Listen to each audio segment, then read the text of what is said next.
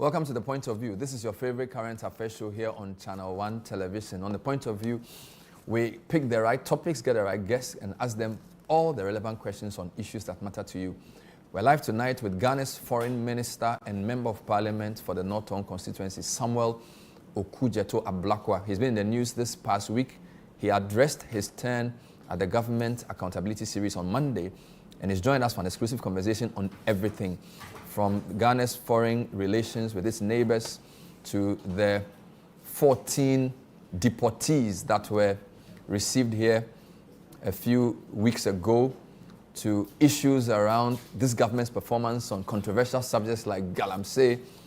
All of that and more in the next hour and a few minutes. Stay with us.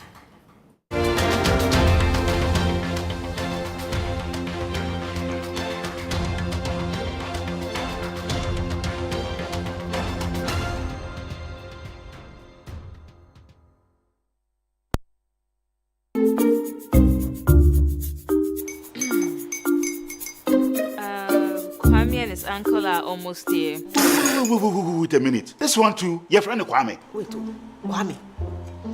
As in the same Kwame again? Yes, Mommy. I'm the second coming. Into all this tension just to reintroduce that broke boy from Kaswa.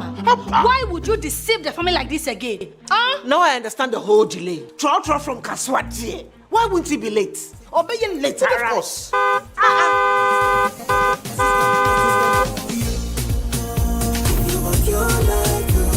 Star 712 hash, star 712 hash.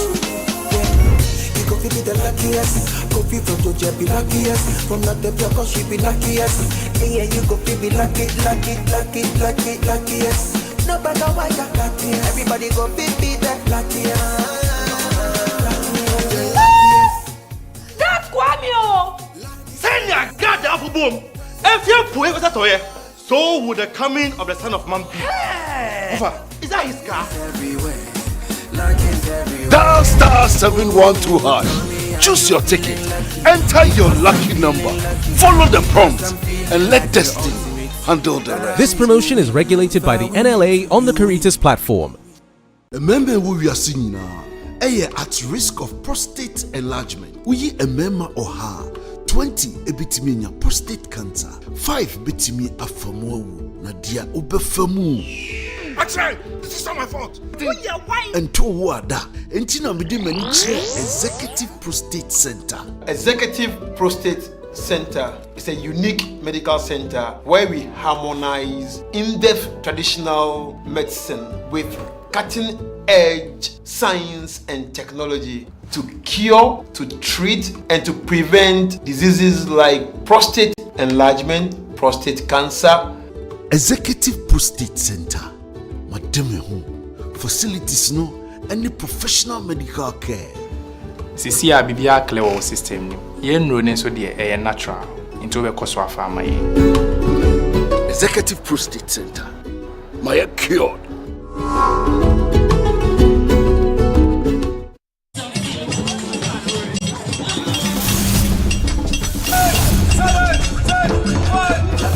The City Business Olympics is back! It's all about team building, networking, and staying healthy.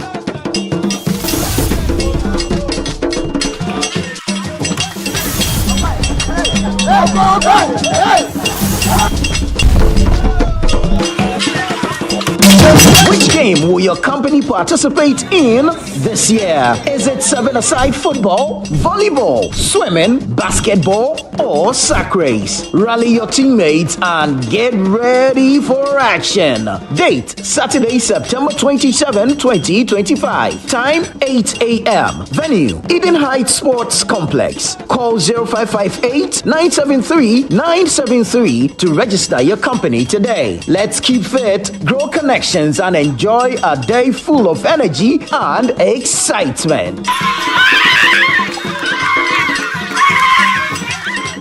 The City Business Olympics 2025 is powered by City FM and ChannelOne TV in partnership with Side Hustle, and it's proudly sponsored by UMB Bank and supported by Bethel Logistics and Dampon Healthcare.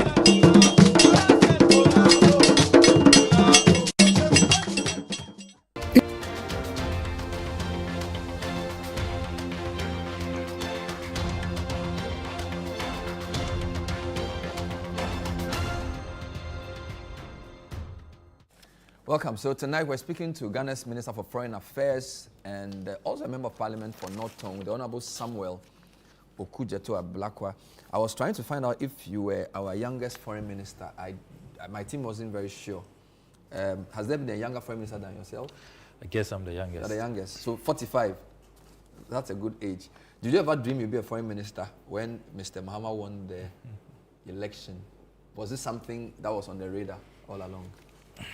Well, first of all, let me extend warm regards to you and to all our viewers, and to thank the President for the honor. It's a profound honor the President has done me. I really prepare myself for every opportunity to serve the country. Recall that I was ranking member on the Foreign Affairs Committee for about 7.5 years. Two parliaments? For 2 parliaments. And then for the last half of the year, I was asked to chair the Government Assurances Committee, but I was retained on the Foreign Affairs Committee to offer guidance to the new leadership. And I think that I was really prepared as ranking member for this role. So it didn't come to me as a surprise, I have to be honest. When your name came up, some people felt you were too young. Some people also felt that your type of politics was confrontational and that diplomacy required people who were more tactful. What did you make of that, and how have you adjusted yourself since you took over? Well, I don't know about confrontational politics. I mean, if you are assertive, if you are a politician who has conviction, it may be misconstrued as being confrontational. I will vehemently disagree. I choose my words carefully. I choose my courses carefully. I always make sure that I have evidence, I have basis. If you look at the work we did in opposition, all the exposés, I mean, we have been vindicated. I mean, you take National Cathedral, for example. It's clear, if you look at all the audits that are out now, even by world-renowned audit firms. It's confirmed all the things we were talking about.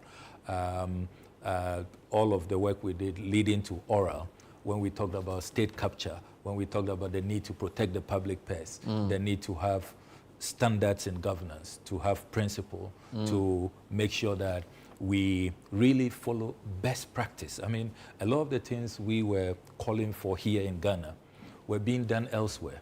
And you see, when we talk about the democratic dividend and why we must make sure that we all commit ourselves to best practice, it is for our collective good. Because you look across the continent and you see how poll after poll, the latest Afrobarometer, saying that the people's confidence in democracy is waning. And people are even beginning to romanticize that perhaps military regimes are better, you know, which is a very dangerous prospect. But it is because people think that in the name of democracy, there's no accountability, there's no transparency. I mean, there's no value for money. For example, when it comes to contracting, there's a lot of cronyism, sweetheart deals, and all of that. And when you have conviction and you say that let's do things properly, then people want to call you names. You know, let's call the dog a bad name and hang it. So I wouldn't say that that was but what about the view confrontational politics? It's the politics of principle, the politics of conviction, the politics to stand up for what is right, that let us all commit. And remember, I've been an activist virtually all my life. You know, I'm not even questioning the forthrightness. Well, I think the main question has to do with the style of putting out what you believe in the public, as against now representing the foreign policy of a country where what you personally think doesn't matter. I think that's a real issue. It's not whether you are honest or not. So, for example, you had a lot of views you shared on many things as a politician, but now you are the country's chief diplomat. Absolutely. And the diplomat, somebody said, is the person who can tell somebody, excuse my French, to go to hell, but the person would not be angry. So it's a different style. And we'll actually look forward to the trip. That's my point. So there's obviously a change that's required in your approach to sharing your convictions, is there not? If you really listen to the average Ghanaian and you even follow world politics now, the masses are moving away from political correctness and the politics of deception and insincerity. Increasingly, they want to see their leaders being more forthright, more truthful. And I will disagree that diplomacy is to be deceptive and to be pretentious. The word is tactful. You know, my word is tactful. Those are not my words. Tactful. So yes, not pretentious. You can speak the truth, but be tactful. Yes, there's and there's a lot of tact in what we do. Statecraft, having the skill, the right nuance, you know, that level of consciousness must always be brought to bear. And so far, to the extent that if you look at our foreign relations, we are in very good terms with all countries of the world. I mean, it was Kwame Nkrumah who said that our raison d'etre must be to be friends of all and enemies to none. That should really undergird our foreign policy. And you look at how since President Mahama was sworn in on the 7th of January 2025, you notice that we are in very, very good terms. I mean, before we came into power, relations were getting fractured. You recall the Burkina Faso episode, for example, when our president had a hot mic episode, and it was as though he was reporting them to the Americans. This is our former president. Over Wagner, our former president, Akufo-Addo. And I recall that being ranking member of the Foreign Affairs Committee, there was a lot of anxiety and trepidation about the fallout. I mean, our ambassador was recalled and all of that.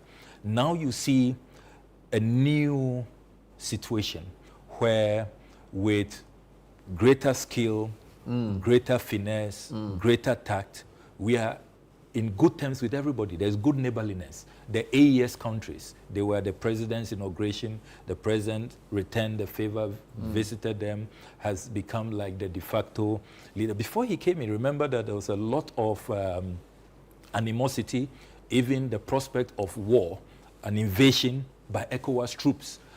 He's calmed down matters. He's brought a lot of pragmatism.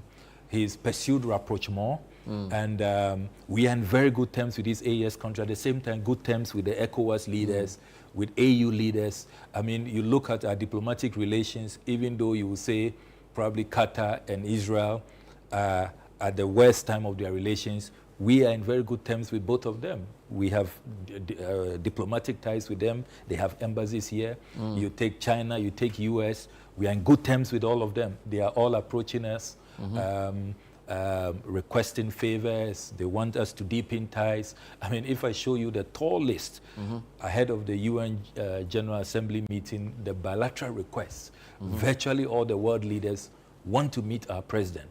That should tell you that we are doing something right. So we are friends of all, enemies of none. Enemies of but none. Is it always a good thing? For example, you said we are friends with both Israel and Qatar.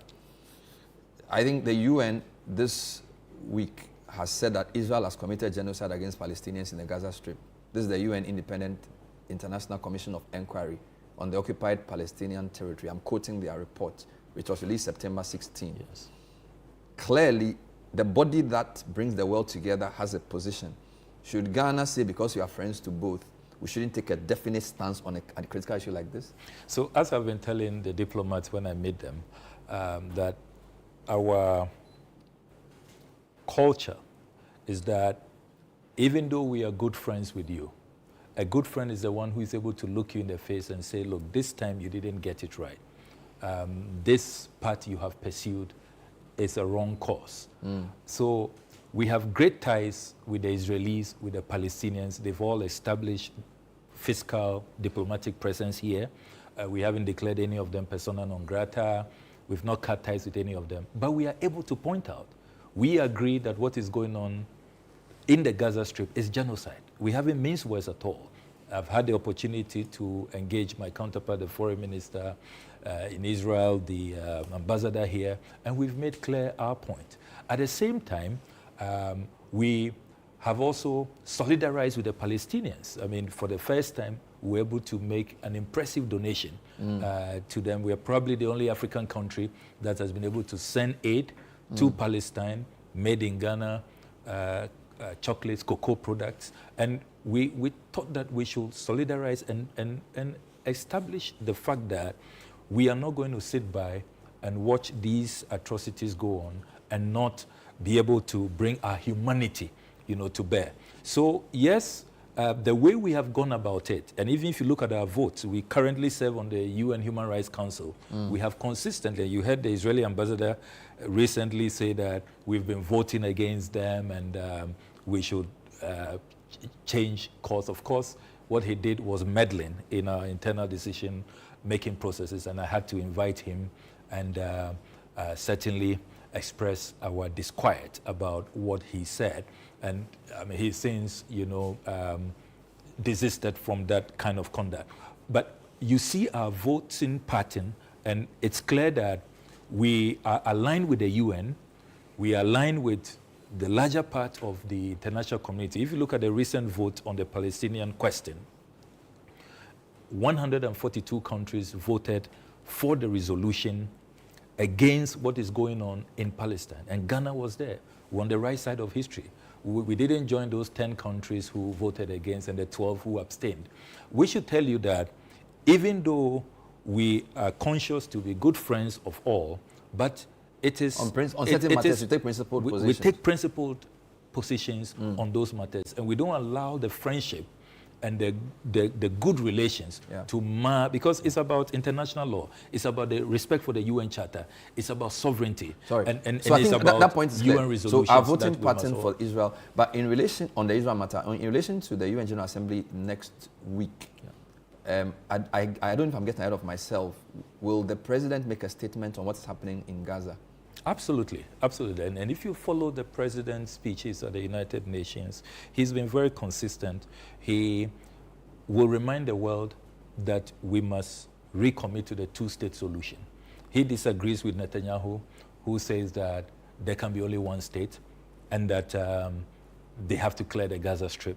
That is not a position consistent with the UN Charter. So the president will make clear that Ghana remains committed to the two-state solution. Of course, you will expect him to also speak on the Cuban blockade. He has been very, very consistent on that. There's been no UN speech, if you go through all his UN speeches, where he doesn't condemn the sanctions, the US sanctions on Cuba. Even though we have great relations with the Americans recently, you know that we have an understanding with them to accept West African nationals who have been pouring into our country. At the same time, we are maintaining great ties with Cuba.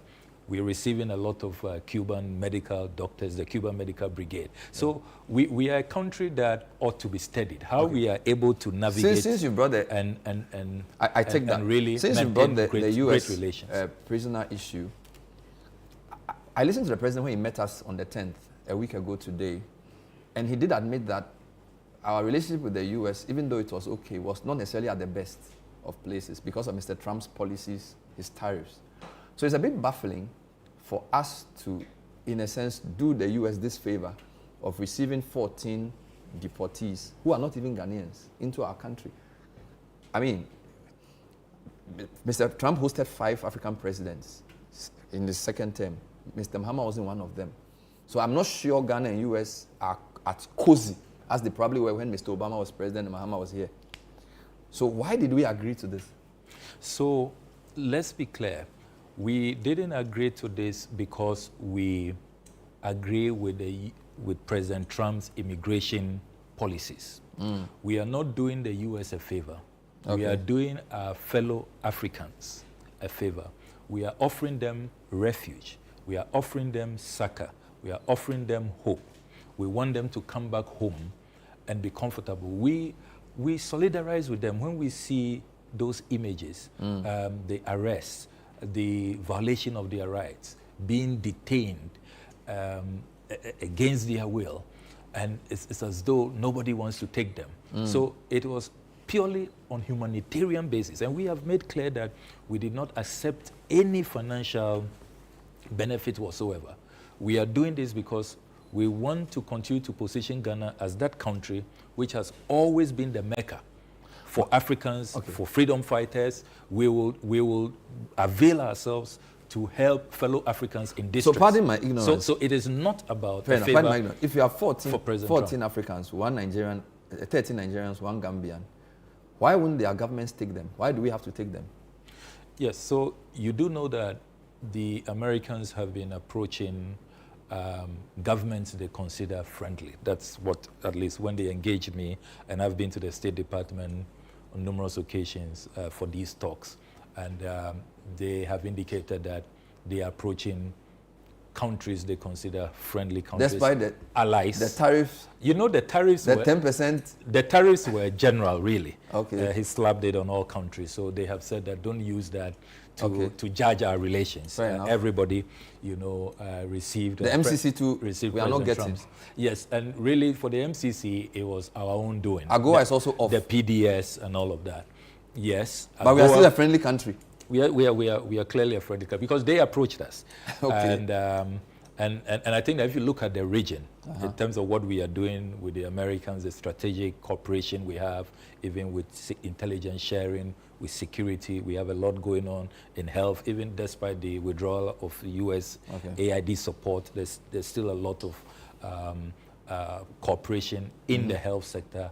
You take the energy sector, communication sector. So there's a wide spectrum of cooperation that the two countries enjoy. And it is within that spirit. Remember that we are the 5th African country after Rwanda, Uganda, Eswatini, and another country. We are the 5th country and the only country country in West Africa. The only country so far approached in West Africa by the Americans. And we thought that, look, West Africans already under the ECOWAS protocol can visit any country visa-free, stay for 90 days.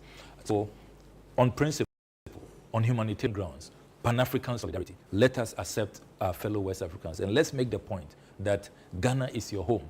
We are not going to allow you to accept be them distressed. to keep them here or accept them to send them back to their countries. So the choice is theirs, really. For 90 days, if they want to stay here, they can stay.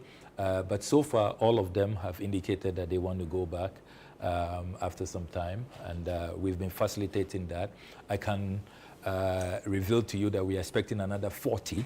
Another 40? Another 40 in the next few days. Of which nationalities? West Africans. The understanding we have is that it will be West Africans. And don't forget that... Do you vet them before they come? Yes, we vet them. What caveats do you give the Americans? So we have said that... Who is not acceptable? Hardened criminals, convicted criminals. When the background check reveals that you've associated with terrorism, with violent extremism, you are a very violent person. You are on a certain Interpol wanted list for violent crimes, because we have the data. You will not be allowed in our country. So it's really people who probably why didn't you ratify the MOU with Parliament? Yes, so it's an MOU at this stage, just an understanding, and MOUs are not ratified. But really? as the discussions continue, if it is elevated to an agreement. The Guantanamo 3, some people took the matter to court, and I think the Supreme Court held that whatever name you give it, when two countries come up with an arrangement, that places obligations on both of them. Whether you call it a treaty, a contract, it requires ratification. It was a majority decision. Only one person dissented. So I'm a bit surprised you're saying because it's an MOU, it means that it oughtn't have gone to Parliament. The judgment was very clear on the Guantanamo 3, that Article 75 was violated, which says international agreements must go through Parliament. And you are a 4th-term MP, so at least you could have gone to Parliament. And you have a massive majority. So what's the problem? No, I agree with you. And that is why I said at the press conference I held a couple of days ago that when this is elevated beyond an MOU and it's a full agreement, we will go to Parliament under Article 75 and have it ratified. At this point, it is just a loose understanding. The agreement is enforced. But how can you enforce? How can you enforce something called a loose agreement? The thing is already enforced. You've brought 14. You're bringing 40.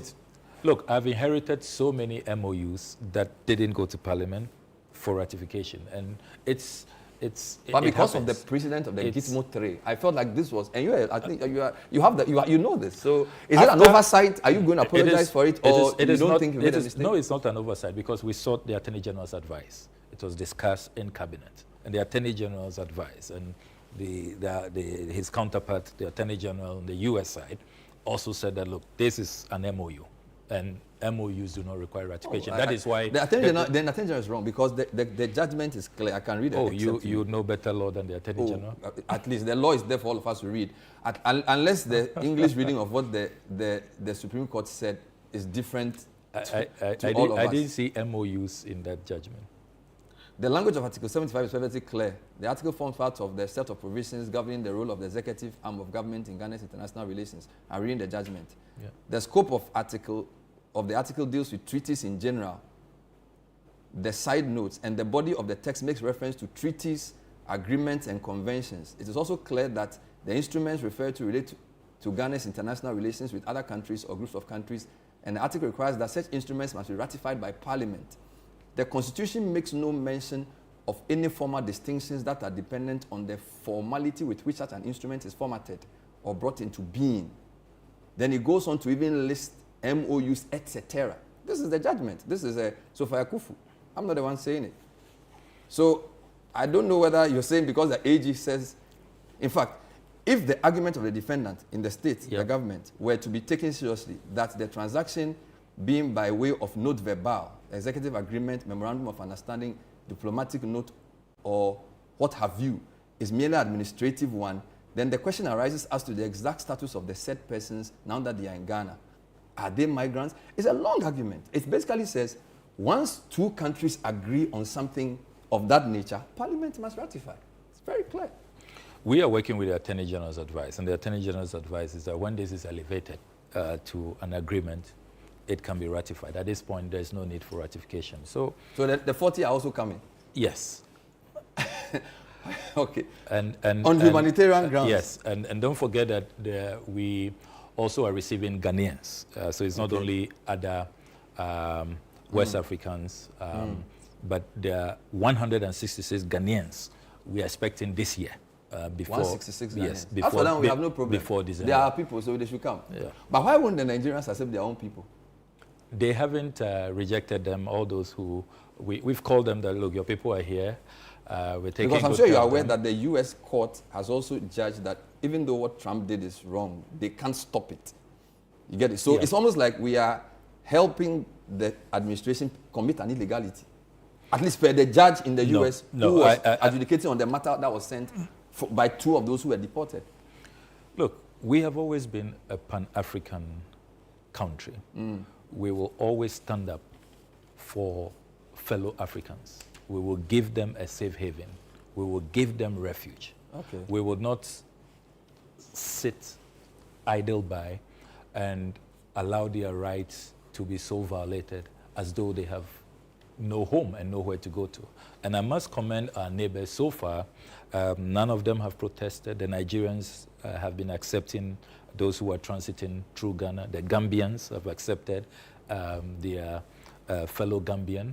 And indications are that the 40 coming, when we've contacted our counterparts on the other side, they are happy to receive them. So if the Nigerians are not complaining, I don't know why we should complain. The Gambians are not complaining. We'll take a break. This is the point of view. Tonight, our guest is the foreign minister. He has a lot on his plate. I think he's the, the busiest of the ministers, apart from the president. We'll deal with a few other issues when we come back. There are some Ghanaians in neighboring countries. He went to the Ivory Coast to visit them. We'll take a report on that. And then there are other matters to be addressed in the interview. We are live, so you can send us your comments. Stay with us.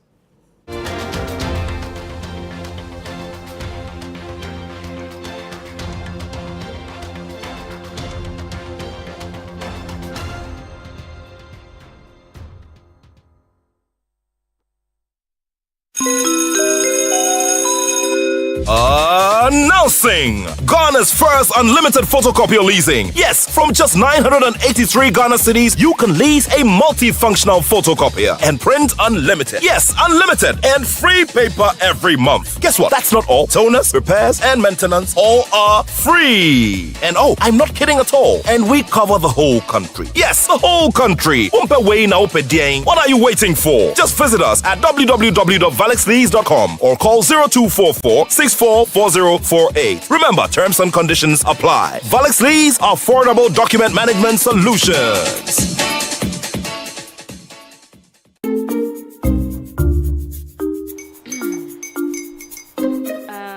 Kwame and his uncle are almost here. Wait a minute. This one too, your friend Kwame. Wait, Kwame. As in the same Kwame again? Yes, Mommy. The second coming. Into all this tension just to reintroduce that broke boy from Kaswa. Why would you deceive the family like this again? Now I understand the whole delay. Troll from Kaswati. Why wouldn't he be late? Obey you later. Of course.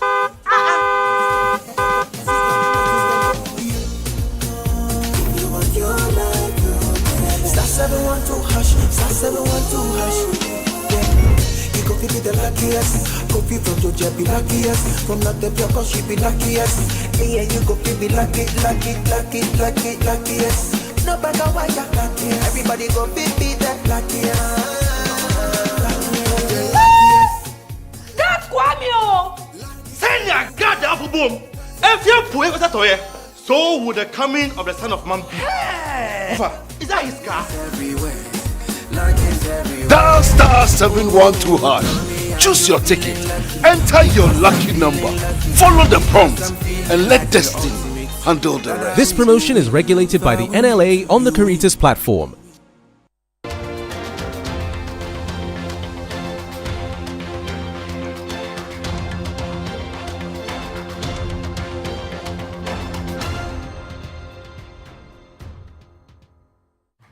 Welcome back. Tonight, our guest is the Minister for Foreign Affairs, who's also the MP for North Tongue, and he's Okudzeto Ablakwa. Next week, there's a UN General Assembly. The President will be going, and he will be addressing the world. I think it's on the 4th or 5th. They will deal with all of that. You were in Côte d'Ivoire. There were 13,000 Ghanaians displaced by some of the conflicts. 8,000 are back. 5,000 are still out there. Why didn't you bring them with you when you were coming back? Yes, so I did appeal to them. I delivered a special message from President Mahama, which also appealed to them to return, to give them confidence that the compatriots, the over 8,000 who have returned are safe. Nothing has happened to them. They have not come back to join them in the camps. So that should give them the full confidence that calm has been restored. There's been massive domination of the communities with police and military patrol teams, making sure that the Benyere area is safe. And I am quite confident that they will all return. Some of them adopting a wait and see approach, but looking at the pace at which they are returning. And I think that the whole episode really, it's very unfortunate. I did ask that we should learn to live together. There are too many of these flashpoints, communal clashes. If it's not land, it's chieftaincy, feudal tensions. We cannot build a nation that way. And I did also ask that they should forgive each other. There should be no reprisal attacks, and made reference to the mediation committee that has been set up to bring this is a matter to do with various ethnic groups, the Gonjas, the Brefos, the Lobbies. We've always lived together. But let me use this opportunity to really pay glowing tribute to the Ivorians. I was welcomed by my counterpart, Foreign Minister Adom, who went around with me.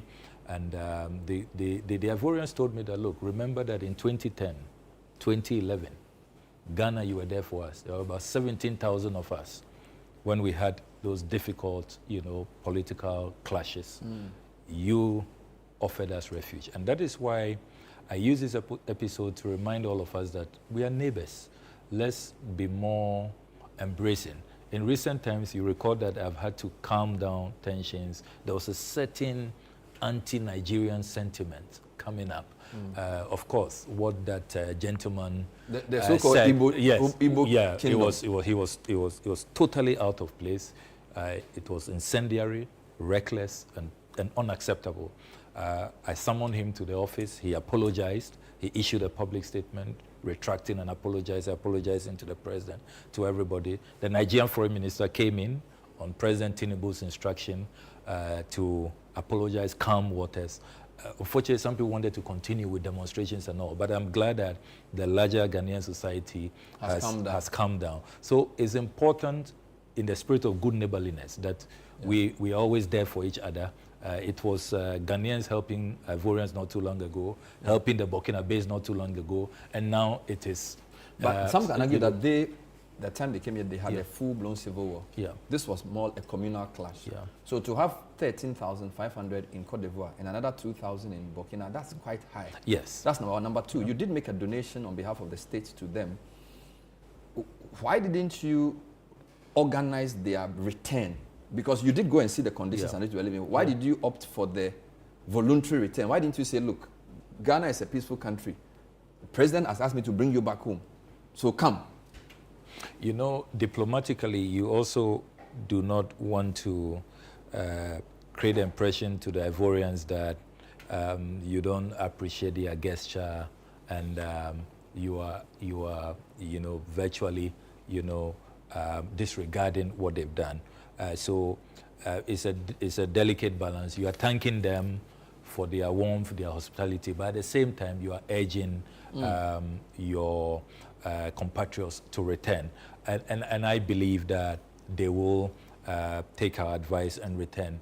Remember that the cash donation was also to help them with logistical arrangements to return.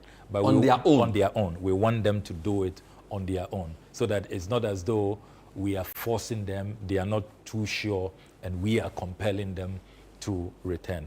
So I think that opting for that voluntary approach in the circumstances. What conditions did you find them? Because when this happened, the Ivorian media reported the conditions were quite squalid, particularly the Ivory Coast one. So how convinced were you that the 5,000 people, if they were to stay in Cote d'Ivoire for another 1 month, in fact, there was a report that disease could even break out because of the conditions they were living in. So what did you see, and are you sure that it's a good idea to make their coming back voluntary? So by the time I arrived, I have to commend NADMO. NADMO had sent in a great deal of relief items, including food, water, medicines, blankets, and as I interacted with them, they told me that they were doing quite fine in terms of the food items. They have no shortages. Okay. Then we added the cash donation. So I think that conditions have improved, but let's be honest, when you are living like a refugee, like a destitute in another country, that's not your home, you don't have, you know, the comfort of your amenities. I went into the rooms, they don't have furniture, they don't have beds, they just have to lie on the bare floor. Some, you know, very, you know, poor setting, mats. You know, it's not a situation that is ideal. That is the best. So even though we've provided relief items, medicines, money, and all of that, we really will renew our appeal to them to return home. They are largely farmers. They have cattle as well. They are cattle rearers. These are people who on their own are doing well.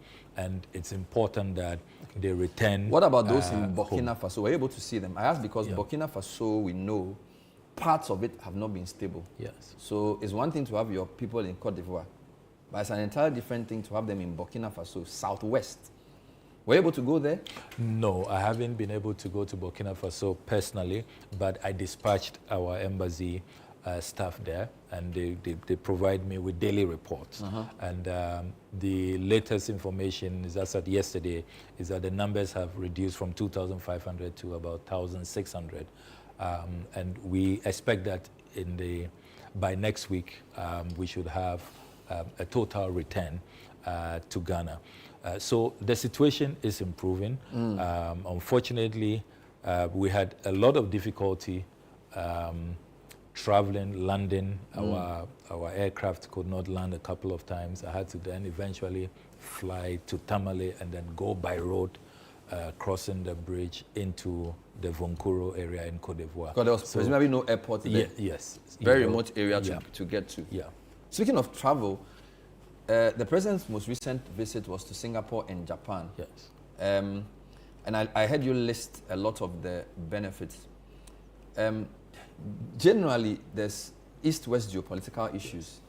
Am I right to say that Mahama in his second term seems to be more Eastern-facing? India's prime minister has been here.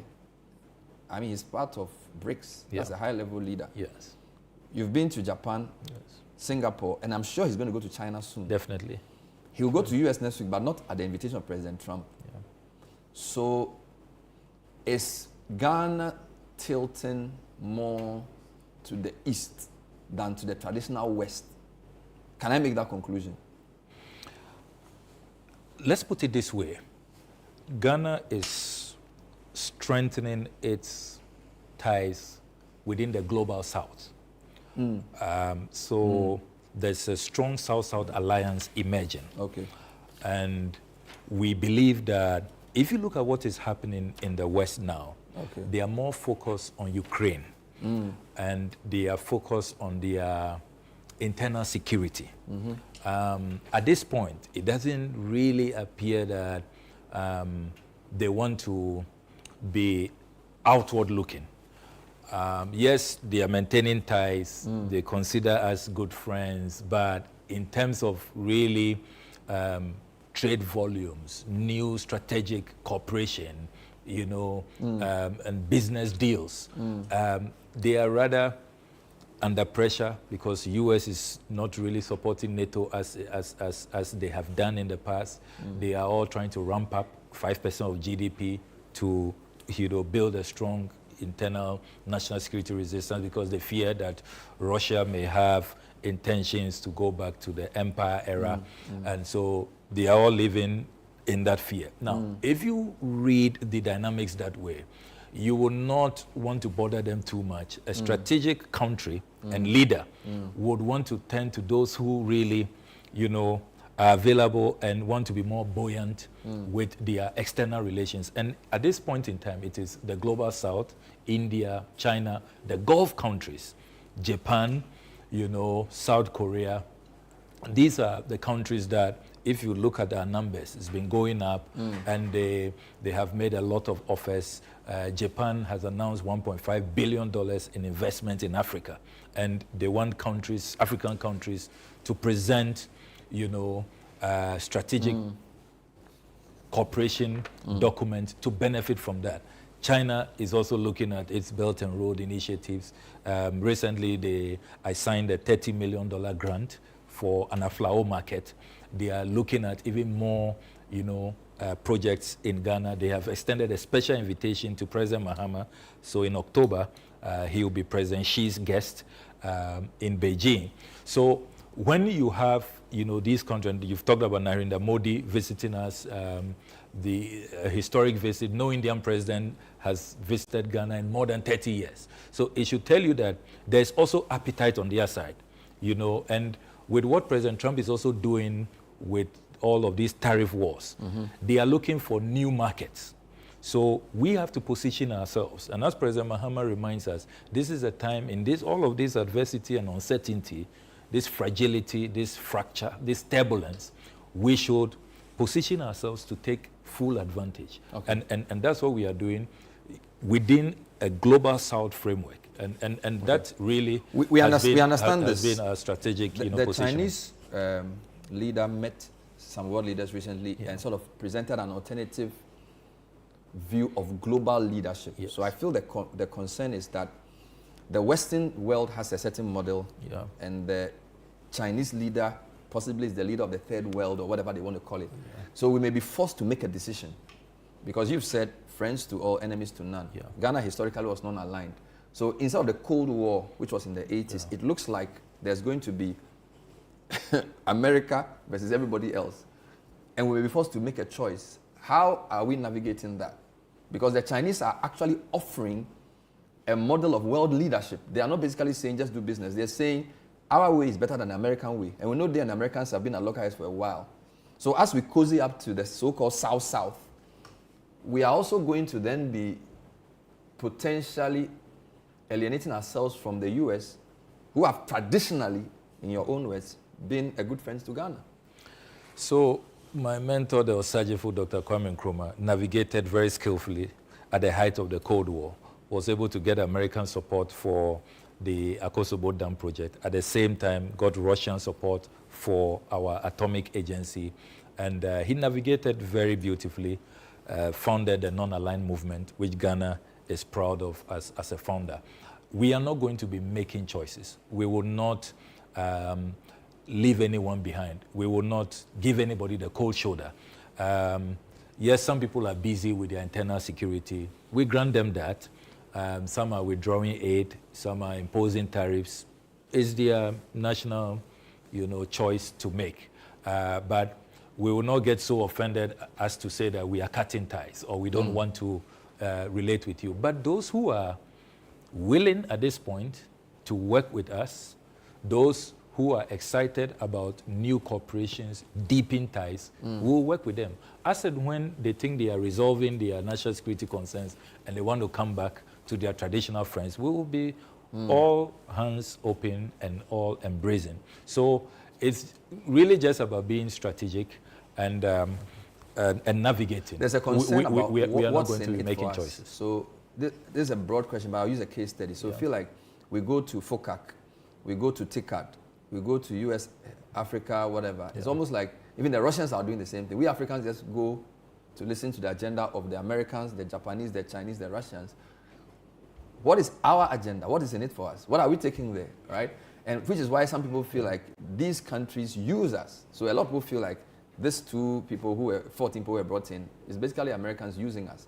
Some people even feel the Chinese, the closer we get to them, they do great things for us, but some of their people come and misbehave. Galamsey as an example. So I'm a bit worried about, it feels like everybody's inviting us supposedly to help us.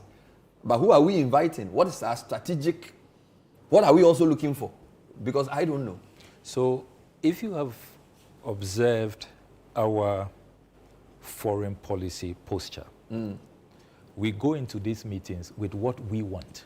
When President Mahama arrived in Japan, he had a 10-point agenda. The Volivo Bridge was one. He wanted it revived. He needed $100 million for agriculture.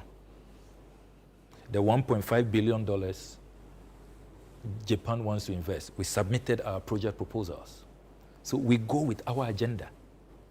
When he arrived in Singapore, he knew that Olam wants to expand. We told them that we are ready, provided incentives. Immediately they agreed and said they will come and establish a 43,000-ton factory for pasta, which they have started. They hope to complete next year. Then he talks about the accommodation situation in our universities. He says, start with a pilot. I want 10,000 hostels at the University of Ghana. They are about to start that. He goes to their lab for testing. He says that we have an issue with poor quality of roads. And he wants testing labs to be established for quality construction materials. That is being done. So he had his agenda before arriving. We meet, we strategize, we have a paper before we go for this. And we don't really care about what others are doing. So then if you've also noticed, check the bilateral negotiations I've been having with my counterparts. When the Serbian foreign minister came to meet me, what did I present on the table? I said, I need visa waiver. I need jobs, a labor mobility agreement. And it's been granted. We've signed them. When I met my German counterpart, I said, we want a labor mobility agreement because you have an aging population. We have a very youthful population, median age of about 20. I see. You know, we must benefit. So I've been telling colleagues at the foreign ministry that, look, it's no longer going to be about just conferences and popping champagne and dressing nicely. it has to be impactful. And what are we giving in return? Impactful, you listed the things. Impactful democracy. You listed the things that so Japanese will visa give us. waivers. What is it going to cost us? We are getting visa waivers. We are getting scholarships. No, I'm saying we are getting projects, funding for our projects. What are we giving in return? Access to our markets. Access to our because some people feel like you give off, not a problem. All the things that are nice things we need. Yeah. But these are products, a bridge, a factory. But some people feel you are giving away your sovereignty, all right? Your ability to say no. And I go back to China because we do know that there is a province in China where a lot of the people who come and either do illegal mining or sponsor it come from. Yeah. So whilst you are collecting all these products, you are also giving away your freedom. Not at all. I went to that city, Nanning. I went there myself, met with the mayor, met with the governor. After that, I announced new visa measures that we are no longer accepting group visa applications. Is that the problem? Is group visa or single visa the because problem? When we did the analysis, coming in droves, claiming they are coming for conferences and they have all kinds of conventions, it turns out they are just coming to do Galamsey. And so it doesn't allow for our officers to vet them properly. So once it's a single application, you're able to vet thoroughly to really assess what the person is coming to do. If it's not a credible businessman or a credible tourist, you deny them the visa. So we, in as much as we have been out there looking for good deals for our country, we have not been pushovers. We have been very, very firm. There's a concern that the issue of foreigners in Galamsey, this government has not been truthful to us. When Aisha Oman was deported without being prosecuted, you took issue with that. You wrote and criticized Osafo Maafo for this. This government seems to have the same policy. When Muntaka met the press, he said, when we catch foreigners in Galamsey, we will deport them. He didn't say they will prosecute them. He was very bold and told the media that when a foreigner is caught, we will deport you. That is a complete betrayal of the position you and other leading members of your party took in opposition. So once again, as a cabinet minister, I'm not aware that there's been a cabinet decision against prosecutions and that we should just deport. I think that at that point, the Honorable Muntaka was offering probably a personal, analysis of the situation, because as a cabinet minister, I do know that there's been no cabinet position on that matter. And my personal position on this is still consistent, that there should be prosecution. We have to treat everybody equally. You prosecute, they should serve time if they are found guilty, and then after which they can be deported. We shouldn't have an animal farm situation. We shouldn't have a situation where it's as though we are treating foreigners better than we treat our own people, especially when sometimes they are the ones who are the real, culprits who are bringing in all these chamfines and these excavators. So, sometimes we need to really look at the context. The Interior Minister is the one in charge of internal security.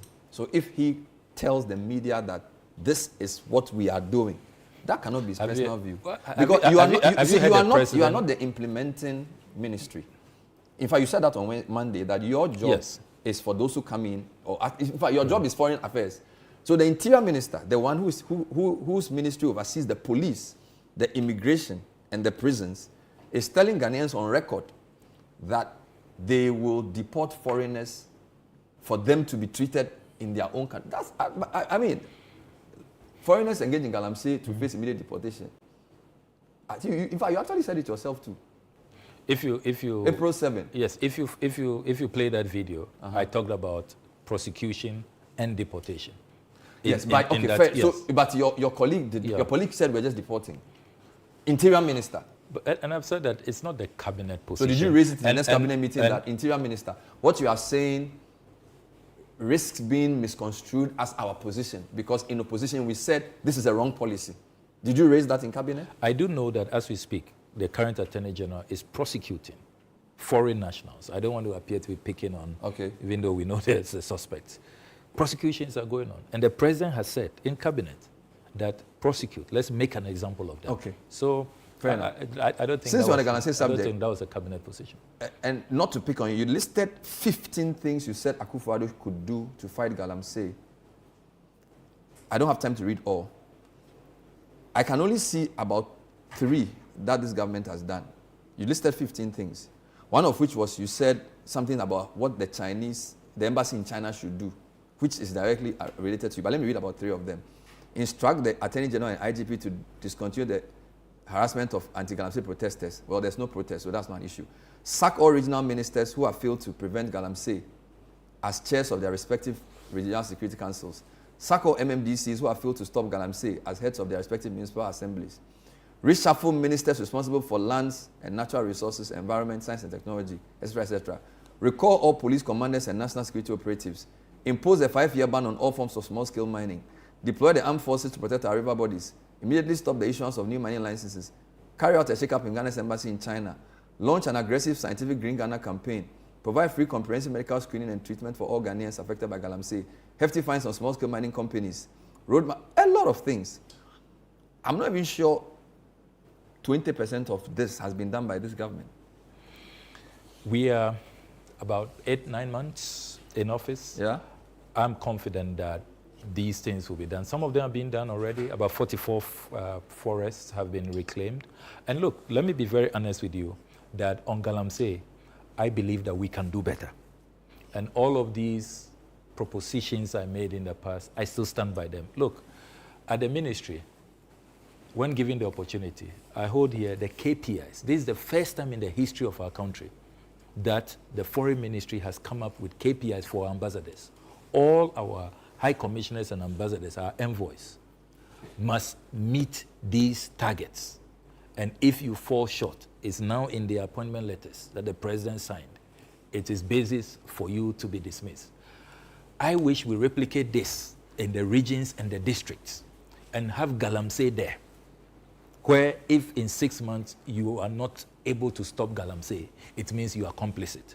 So these are positions I hold dear. I still believe in them. Look, if we cannot be decisive, if we can't have conviction, if we cannot say that, look, there are some things that money, material gain should not get in the way. Politics should not get in the way. Then, it's not worth being in leadership. The things you proposed are things the president should do. That's my issue now. So fine, this is for people who are within the chain. Yes. Replicate that for ministry. But a lot of the things that you are calling for, and by the way, this week, the Aguna Nyakrom headworks, Kwanyakun headworks are not working. So 10 districts don't have water. Takwa, the Bonsa headworks are not working. So the same type of thing you were talking about, that our water bodies are being polluted and now we don't have water to drink, it's actually happening. Yes. And you cannot tell me that in 9 months, the president cannot do the things that you thought the former president could do. I haven't said that. I haven't said that it should not be done, or I haven't said that I'm running away from those proposals. Let's go back to them. I believe that it can be implemented, and President Mahama is showing greater commitment than we saw the former president do. I mean, at least 44 forests have been taken over by the military. Only this morning in a meeting, the president instructed the National Security Council, remember I'm a member of the National Security Council, to even deploy more troops, have permanent camps so that we don't have a situation where when the soldiers leave, then the Galamsey guys go back. So the president is working. He means well. He wants to really end this menace. But clearly, there are others who are making his resolve difficult. And I think that he has to crack the whip. And I have no doubt that he will do that. So these are proposals that we should go back to and we should all implement. We'll take a break. When we come back, we'll do with a few other things. Passports, visas. Some people are coming for a diaspora program. Many issues there as well. Plus your comments. Stay with us.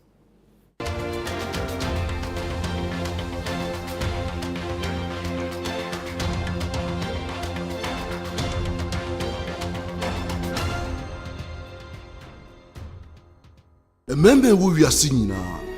At risk of prostate enlargement. We a member or her 20 ebitimi nya prostate cancer, 5 betimi afamu awu na dia obefamu. Actually, this is not my fault. And to wada, entina mede mani kire Executive Prostate Center. Executive Prostate Center is a unique medical center where we harmonize in-depth traditional medicine with cutting-edge science and technology to cure, to treat, and to prevent diseases like prostate enlargement, prostate cancer. Executive Prostate Center. Madame home. Facilities no any professional medical care. Sisi a bibia clear system ni. Ye nro ne so de natural. Into we koso afa ma ye. Executive Prostate Center. My cured.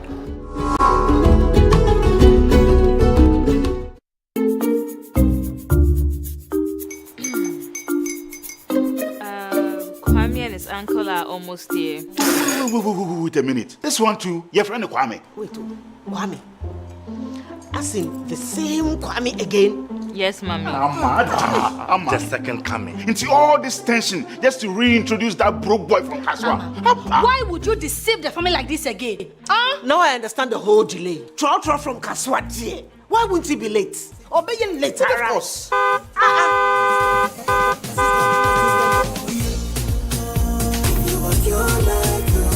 Star 712 hash, star 712 hash. Yeah, you go be the luckiest. Coffee from Georgia be luckiest. From not the cause she be luckiest. Yeah, you go be luckiest. No matter what you're luckiest. Everybody go be the luckiest. That's Kwame! Senya God the apple boom. If you put it toye, so would the coming of the son of man be. Is that his car? Dial star 712 hash. Choose your ticket. Enter your lucky number. Follow the prompt and let destiny handle the rest. This promotion is regulated by the NLA on the Caritas platform. Wake up in the morning feeling super fine. Let's go, don't got no time, yeah. Turn it up, I'ma strut my stuff. You see me walking on the block, can't get enough. Like, nobody can touch me. They wanna be like me, but I got no time to get up, get up, get up. Now let's go. We gotta move on up. We gotta move on up. We gotta move on up. We gotta. Play me for it. It's go time. We gotta move on up. We gotta move on up. Call me. We gotta move on up. We gotta move on up. Now let's go. Beautiful. Get up. Wow. Get up, let's go. Decent cross, Hoyland going for it. Out towards goal. That's a superb finish. When it's go time to supercharge your hustle, make it go time for GoTV. Get up, now let's go. Love it.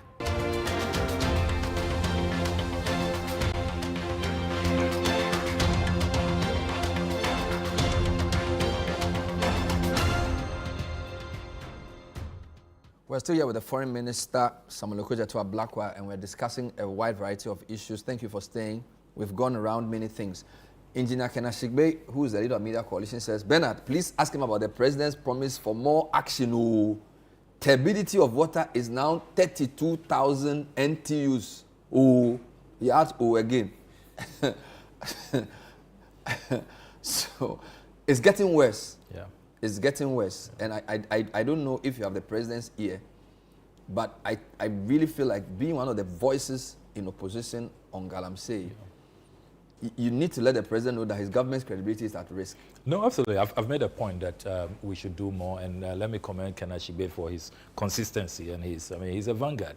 He's fighting for a collective survival. I mean, look, we are on a suicidal path if we do not stop this. And look, coming after the tragic loss of the 8 fallen heroes, including my own brother, Dr. Mane Buama, I insist, and I've said this time without number, that the only befitting honor we can give their memory is to win this war against Galamsey. If not, it means they died in vain.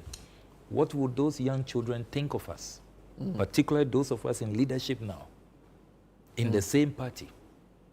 They paid the ultimate price, sacrificed their lives in the fight against Galamsey. We must take it up and we must win this war. And I insist that we must do more, and I believe we can do more, and I still have tremendous confidence in President Mahama. I told you about the actions he was taking today, the directives he gave, and how he said that they should ramp up, there should be more military deployment. I have every confidence in President Mahama. The Catholic bishops want him to declare state of emergency in Galamsey-prone areas. Do you agree with them? The president says he wants to exhaust other options. It means that he has more, plans and initiatives, to deal with it. I think that we should give him the benefit of the doubt. When you're commander-in-chief, what you see may not be exactly what we can all see. And there's been new measures that he's announced today. Let's see how those new measures play out. But I would insist that we can do better. Final point, non-related to foreign ministry, but oral. Some people argue that Galamsey and oral are two of the big reasons why a lot of people supported your government. And it seems as if the oral momentum has waned, partly because you, who was the leader, you are now foreign minister, some of the other people on oral are doing other jobs. And people are not seeing any loot being recovered. So, are you still briefed on oral? Is that still your remit, or you handed over? No, I've handed over as chairman. But let me say that I agree with pundits and analysts who say that, look, two things. Oral, Galamsey. If we don't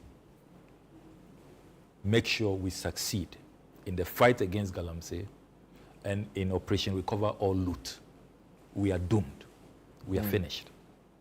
I mean, you can't mince words about that. So on oral, I know the Attorney General, as the President announced, has concluded a number of dockets.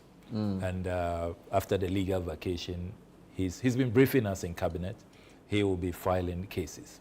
I would also want to urge the public to look at what sectorial ministers are doing in terms of recovering loot. Okay. That is why at my press conference, I provided a tall list. For example, all the lands that were sold under very, hazy circumstances at the foreign ministry, we have reclaimed that. We've reclaimed all our lands back. The attempt to sell our Lagos property, $1.5 million was paid to this chap, one Mr. Mensa Bonsu, who didn't pay the money to government chest.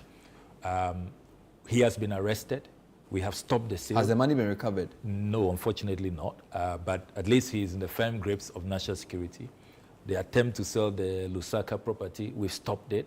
The $3.5 million Abidjan renovation, we have stopped it. I understand now we are not going to be paying rent for some of our embassies. We want to build. Yes. Is that more cost effective? We are spending $50 million on rent every year. And so $15 million? Yes, it's atrocious. I mean, with $50 million, you can be owning your own property. So what's the solution? So the solution is the strategic transition from rental to developing our own properties. Okay. And so the finance minister has appointed a transaction advisor. He's putting together a consortium of banks, and they will be spearheading. So we are going to build Ghana houses? Yes, we have 23 countries where, because of our good bilateral relations, they donated land to us. Free land? Free land. And some are even threatening to take it back. Wow. When we were in Malabo, they're threatening to take it back. That, look, if you don't come in, because you are really devaluing such prime locations. So we've asked them to hold on. We're appealing to them. So Stride will make sure that we build. We started a competition, which is creating some excitement. We want to depart from the era where everything was going to one person, as you recall. So we want architects, everybody to, compete, put up their designs, and we are going to build a Ghana house, embassies that we will own, so that we can save money. Is this mostly Africa or also Europe? Europe, Americas, Africa. We are going to build our own embassies. Yes. What timeline are we looking at? Yes, we are looking at between now and 2028. So in 3 phases, 2026, 2027, 2028. And then from the financial modeling I have seen, we'll pay over a 10-year period with our IGF. So we don't have to go for any loan So like the charges for yes, visas and for passports? visas, for passports, yes, we'll channel that. 2 questions have come. Hello, Bernard. Kindly ask the minister what has happened to the visa-free for all Africans to Ghana announcement. Yes, so President Akufo-Addo made that announcement in the last days. It is an announcement that we agree with. It's Pan-African, and Ghana should be in the forefront of, visa-free movements on the continent. What we have decided to do is that we'll tie that in with the new e-visa arrangement that will roll out in January next year, so that we'll have a comprehensive rollout. So it's going to be done, but with the e-visa arrangement for all those who want to visit our country. Ghanaians and Africans in the diaspora who come for diaspora events still have to get a visa to come to Ghana? So those in the diaspora will always have to apply for visas, particularly, we have a lot of our diaspora community in the United States, and they go to Washington or New York to apply for visas. But I announced today that ahead of the Diaspora Summit 2025, there will be no visas required, no visa fees required. No visa at all? Yes. So once they are coming for the diaspora conference? Once you register and we have the data. And they are coming as diasporans? Yes, for the diaspora conference, no visa at all. That's amazing. Yeah. So hopefully that can become permanent in the future? Yes, in the future. Because really, I mean, we can't say that we want to reunite. We are the champions of reparations, the mecca of Pan-Africanism, and then people have to pay. To what extent are you courting them for diaspora investments? Because I believe a lot of Africans in the diaspora want to invest in Ghana and Africa. You're right. You're right. I've submitted a cabinet memo for what I'm calling the diaspora bond. Okay. So that they can invest. We'll use it for projects. Look at what Ethiopia has done with the dam project. Largely from funding from Ethiopians in the diaspora. So we want to do something like that, a diaspora bond. And the finance minister is excited about it. His only concern is that we should make it a CD-denominated bond. So we don't have to pay in dollars. Exactly, so we don't have to pay in dollars. So I think the diasporans watching this will be happy to hear this. Yeah. Bernard, respectfully, can you ask the minister to touch on the ongoing challenges faced by many Ghanaians regarding significant delays in the issuance of immigration visas at the U.S. Embassy in Accra? Applicants who have completed all required procedures and fulfilled every obligation continue to experience prolonged waiting times, creating undue hardship for families, professionals, and individuals seeking lawful entry into the U.S.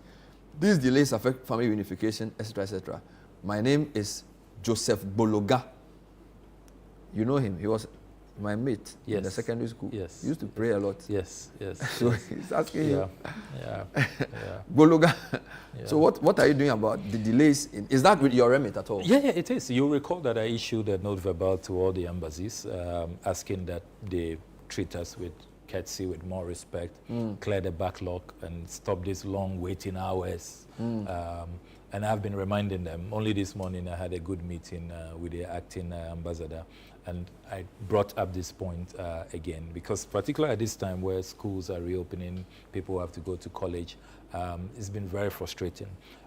They tell me that there was a clock in their system where some people have hijacked the application process, but I've said it is their duty to fix it and to make sure that we do not inconvenience people who really have, because look, sometimes it can be a medical emergency, you know, it's a life and death situation. So, and we don't want a situation where people now have to travel to Liberia, to Sierra Leone, because they can't get a date. Some even go as far as Angola. Because they can't get a date in Ghana. To get visas. I mean, it's not acceptable. So I've mounted pressure. I've said they have to fix it, and I'll keep talking about it.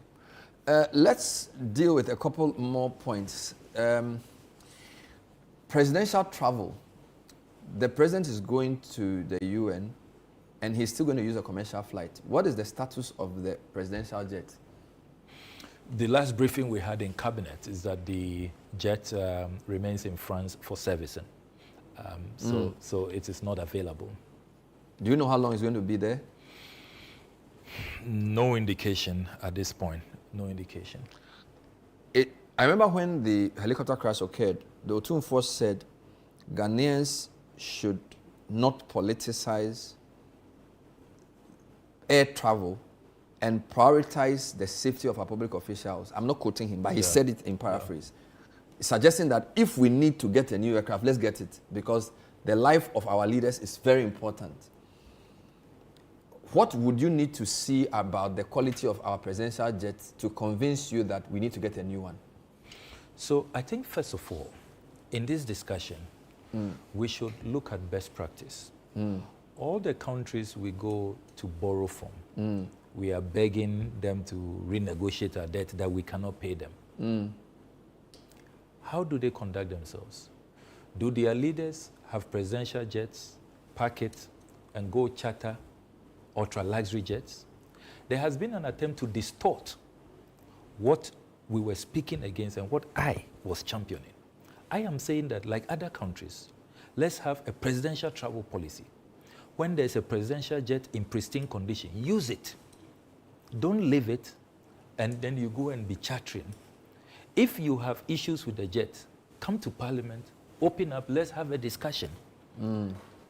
The monies we are wasting on those charters, then we can use it to get what will be beneficial to us. In the United States of America, if you are president and you use Air Force One for your private campaign, your private campaign is billed, you have to pay back, reimburse the American taxpayer. So that's best practice.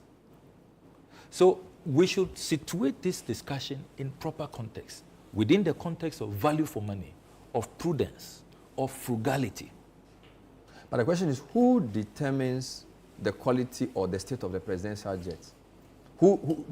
Because as we are speaking, the jet cannot fly our president. Yes.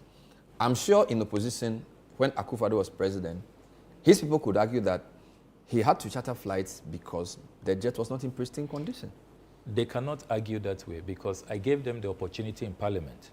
I filed a question. The defense minister came to Parliament. I asked him pointedly, directly, what is the state of the jet?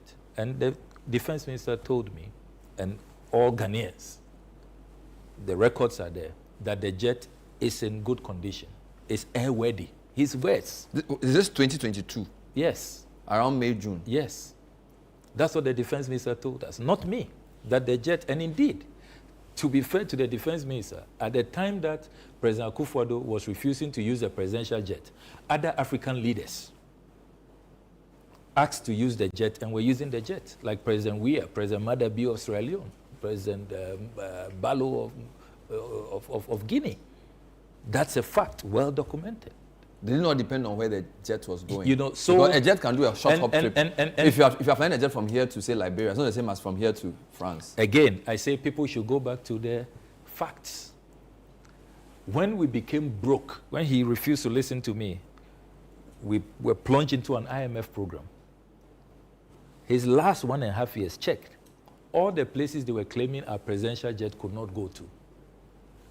He flew the jet to those places, to Europe, to the Americas. All he needed to do was to do one stopover for refueling. Fair enough. It was the defense minister who told us that the main reason why the jet was not being used by President Akufo-Addo was that it wasn't luxurious enough. Those his words? That the president... Did he use the word luxury? That the president could not shower. Is that what he said? He said yes. In Parliament? In Parliament. He said it was not luxurious enough? That the president could not shower in the jet. That's what he said? Yes. I see. It's documented. It's in the Hansard.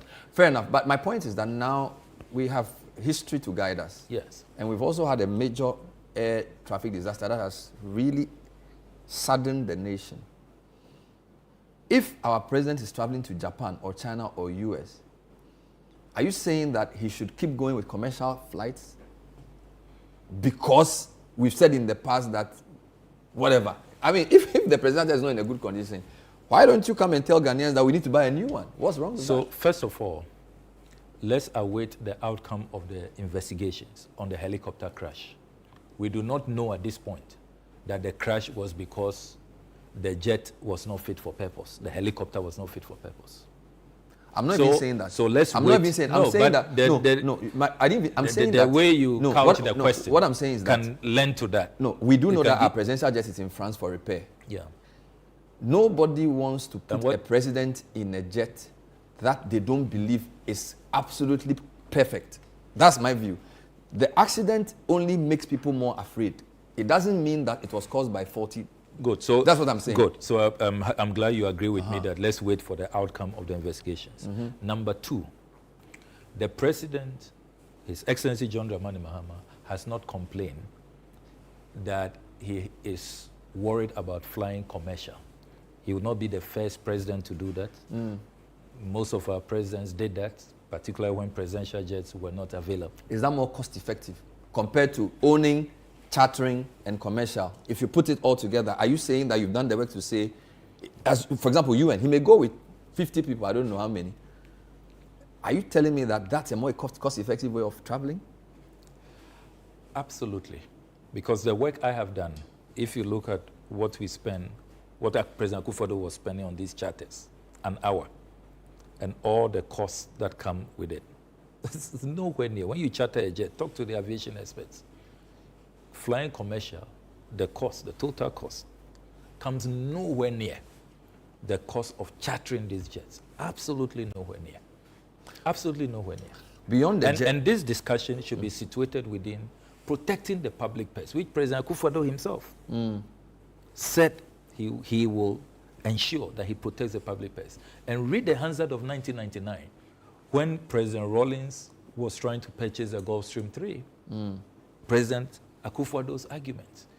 He talked about prudence. He talked about frugality. How this cannot be a priority when at the time you couldn't take care of students. Yeah. You know, so let us not run away from what is germane. What is germane is that, look, let's opt for what is prudent. Look, the two are not mutually exclusive. You can still go for safety, the safety of our president, of our leaders, and still be frugal, be prudent. What I've heard from you is that depending on what the final verdict is on the current jet, a decision will be made. That's good enough to hear. Because you are not an aviation expert, neither am I. So whoever is repairing the jet will let the people of Ghana know if it is fit for purpose. Absolutely. And remember, I have emphasized that President Mahama is not competent. The last time I heard some people say that he was stranded in Dubai, which is totally false. But do we have enough? Totally false. And I'm not talking of plane now. Do we have enough aircraft to facilitate his travel? Because obviously, the helicopter that crashed, we do know that sometimes it did carry the president. So it's one of the aircrafts he uses. So you would imagine that our fleet of aircraft that conveys our president, whether domestically, regionally, or internationally, should be beefed up. From where I sit, we are not sure if that helicopter has even been replaced.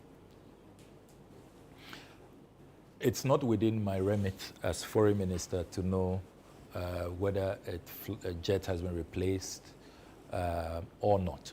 And I'm sure we will know in Parliament. Because usually when they are buying these things, they come to Parliament.